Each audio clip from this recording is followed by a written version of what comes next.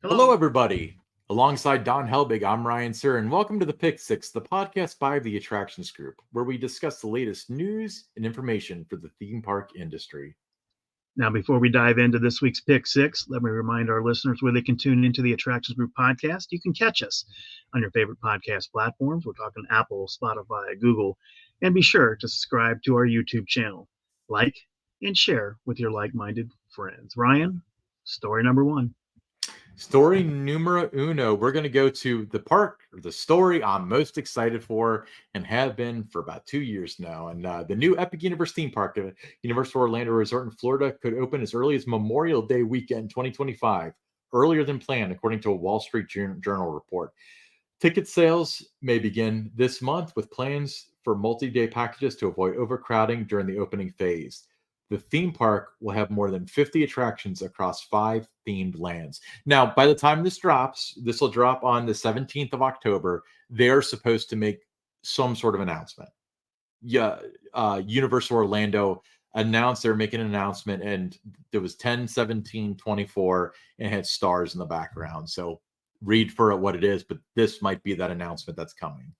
Yeah, Ryan, like you, I'm super excited about Epic Universe. I'm thinking if about trips for next, summer or fall. Epic Universe certainly has to be on my list of things to do. Absolutely. It might be hard to get into next summer, but I'm going to make it happen. All right. Next That's up. Right. I recently had the opportunity, Ryan, to visit Kentucky Kingdom for their fall festival, Pumpkins at Kentucky Kingdom. And Ryan, I got to say, I was thoroughly impressed. Currently in its third year, the event is beautifully executed. With amazing decor that brings the magic of autumn to life. Runs every Thursday through Sunday in October. And this event, it offers the perfect balance of, thrills and fall fun. So between the rides, you can explore, hay maze, participate in fall themed games, and interact with colorful characters. There's even trick-or-treating for the little ones, great food. And when the sun goes down, the park transforms into a glowing spectacle with dozens of illuminated pumpkins and towering pumpkin sculptures lighting up the night. And as I was experiencing this event, Ryan, one of the things that came to mind for me is, if this is this good, I really can't wait to experience their holiday event in a couple of months. I've heard that Hirsch and Family Entertainment has some experience doing some holiday events at some places that might be some of the best in the country. So yes, I would not, I don't think that this park should be undersold or understated when it comes to a holiday event. I'm very much looking forward to seeing what they have in mind. Yeah, don't sleep on the fall event. I mean, if you have a chance for the next couple of weeks to get out and try it, Ryan, I certainly, you don't live that far away. You live in northern Kentucky. Check out Kentucky Kingdom. I think you'll be as impressed as I was. I'm very much due for another visit to Kentucky Kingdom. I will concede that. All right, next up. Lake Compounce invites mini werewolves, witches, and woofers to its annual Halloween dog costume parade on Sunday, October 20th. In partnership with the Meridian Humane Society, the event offers a spectacular day for pups and their parents from 1 p.m. to 6 p.m., featuring pup cups, Halloween treats, and pumpkin picking.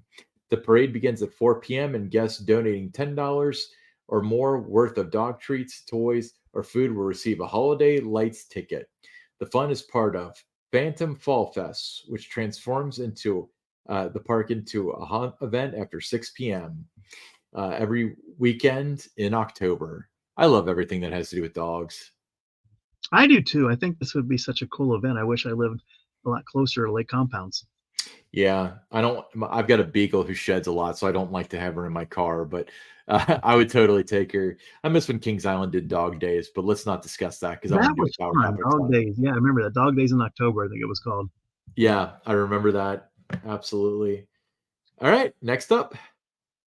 Well, the wildest ride in the wilderness is set to go quiet at Walt Disney World's Magic Kingdom in early 2025. Disney has announced that Big Thunder Mountain Railroad, a beloved attraction in Frontierland, will close for refurbishment on January 6, 2025, and remain closed throughout the year, reopening with a little bit of new magic in 2026. Now, for fans like myself, this news brings mixed emotions. Big Thunder Mountain has always been one of my favorite attractions, a quintessential Disney experience that embodies the thrills of a runaway train careening through the Wild West. Knowing it'll be closed for the entirety of 2025 is a bit of a letdown, especially for those who make regular pilgrimage to Magic Kingdom. But at the same time, Ryan, there's excitement in the air about what that new magic might entail. Yeah, the rumor is that it's going to be a full track replacement, which is something that was done at Disneyland, first of all. And then I don't know much about this, but from what I was hearing on YouTube, which makes it true, by the way, um, the final like lift hill was supposed to have like the boulders looking like they were falling out, but in Disneyland Paris, one of them actually fell and it almost hit a guest, so they freaked out and they disabled it. But at Disneyland, like California, they have something to do with like an explosion, like a dynamite explosion or something like that. So they're speculating that that might be the extra magic that they're adding to it. But yeah, it's long, at least a year long. The Disneyland one they also said would be a year, and it took them quite a bit longer than that. So I wouldn't count on this being opened in January 2025. But anything to keep it open, for the long run. All right, Disneyland Resort teased the return of its Paint the Night parade with social media posts featuring a close-up of the cars, mock float, and the caption, "When can we do this again?" A lyric from Owl City's theme song for the parade, Paint the Night, which debuted at Hong Kong Disneyland 2014 and moved to Disneyland California in 2015, replacing the Main Street Electrical Parade. It later shifted to Disney's California Adventure before closing in 2018. While the Hong Kong version is expected to return for the park's 20th anniversary next year, fans are eager to learn if it will also be part of Disneyland's 70th anniversary celebration, for which details were sparse at last month's D23 event. Yeah, Disney does their parades right, doesn't it?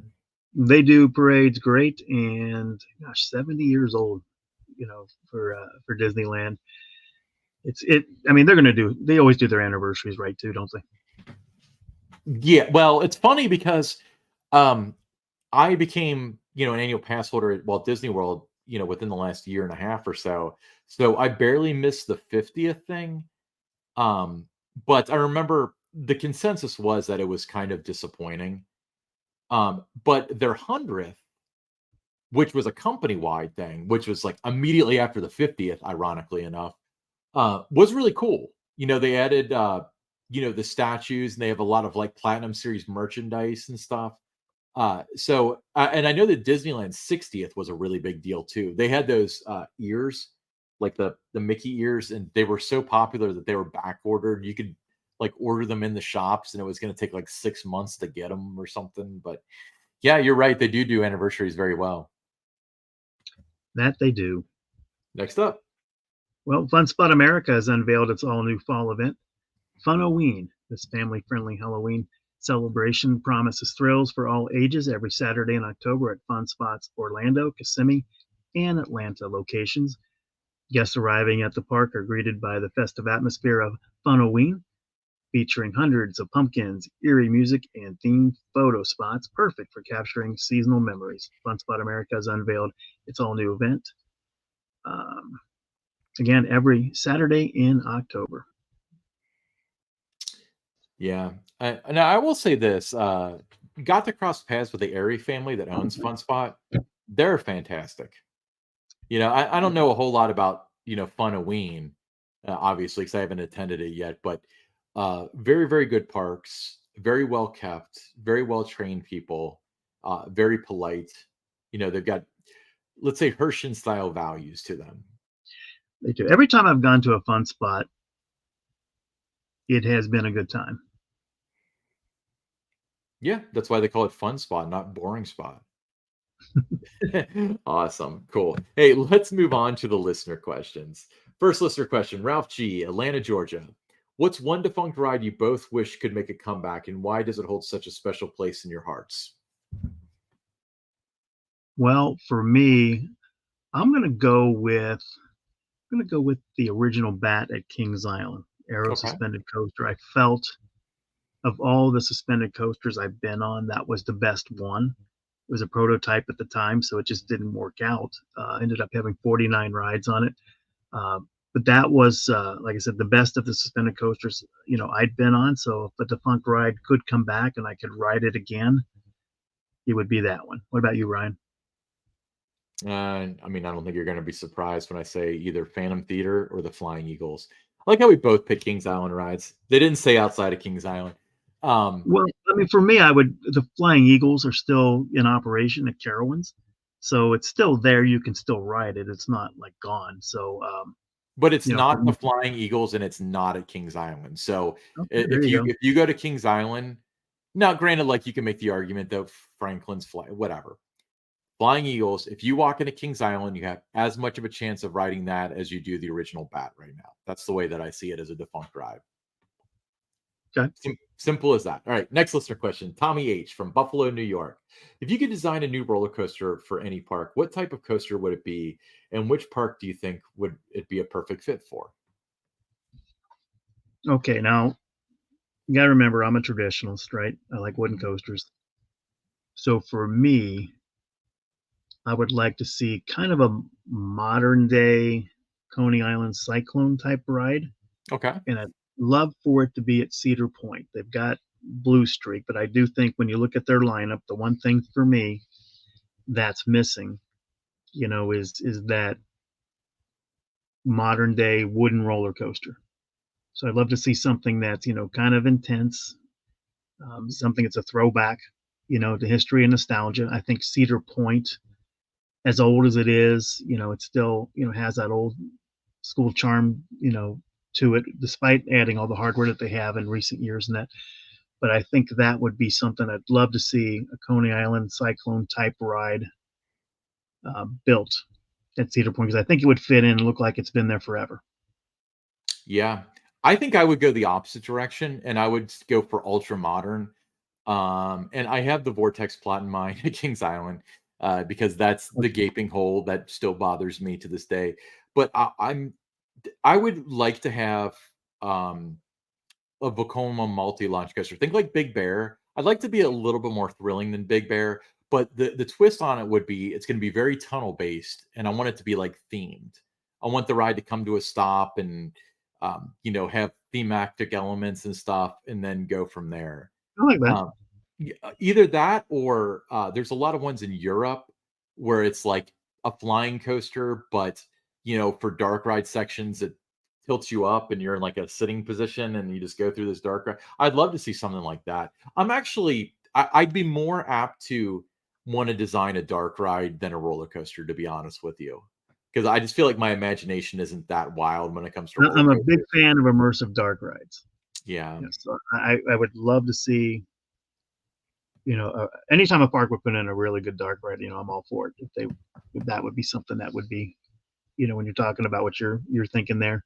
So I'd be all for that, Ryan. Absolutely. Great question, Tommy. Hey, we'll be back next week with the Attractions Crew podcast once again.